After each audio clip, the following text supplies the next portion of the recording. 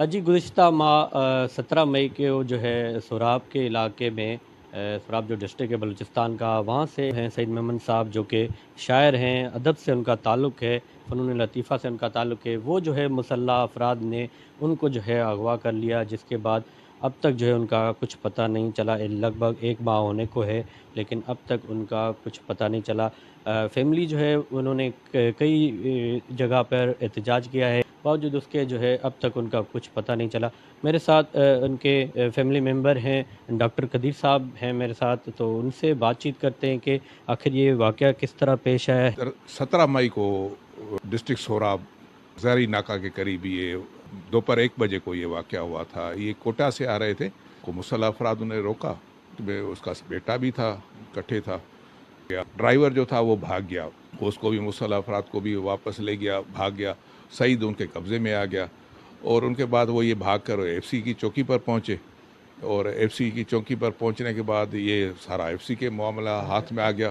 ہم تو ترقی پسند ہیں، سوچ رکھتے ہیں، اور ہم سیاست میں بھی رہے، قومی سیاست میں رہے، سب یہ تکلیف ہو رہی ہے کہ وہ اس کو، یعنی کہ آج 25 دن ہو رہے ہیں نا، یہ سوچتے ہیں کہ ہماری تو دشمنی ہے ہی نہیں، ہم تو سندھی اور جو مہاجر جو بلوچ ہیں وہ تو ہم تو صدیوں سے اکٹھے ہیں، اور ہمیں تو ڈر بھی نہیں لگتا۔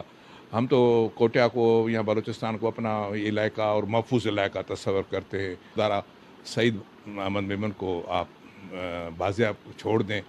بچے پریشان ہیں، ہم پریشان ہیں، دوست پریشان ہیں، بچی ہے اس کی، وہ بات ہی نہیں کر پا رہی۔ سعید میمن صاحب کے بیٹے بھی یہاں پر موجود ہیں، آئیے ان سے بھی مزید بات چیت کرتے ہیں۔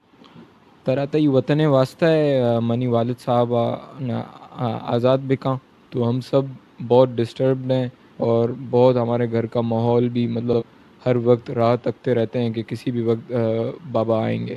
میری یہی اپیل ہے، جو بھی اس میں ریلیونٹ گروہ ہیں، ہم ان سے یہی اپیل کرتے ہیں، ہماری کسی سے کبھی کوئی دشمنی نہیں رہی ہے، اور نہ ہم اس قسم کے لوگ ہیں کہ ہم کسی سے جھگڑا کریں، اور بس میں یہی اپیل کرتا ہوں کہ جلد سے جلد ان کو بازیاب کر دیں، کیونکہ ان کا کوئی قصور نہیں ہے، وہ ایک نفیس انسان ہے، اور انہوں نے کبھی اپنی زندگی میں کوئی کسی بھی انسان کو کبھی نقصان نہیں پہنچایا۔ تو ان کی اپیل ہے ان سے کہ ان کو بازیاب کیا جائے، ان کو چھوڑ دیا جائے، ان کو رہا کیا جائے، کیونکہ ان کی جو فیملی ہے وہ یہاں سندھ میں، ان کے دوست، ان کی فیملی، ان کے بیوی بچے، ان کی بیٹی، وہ کافی جو ہے وہ پریشان ہیں۔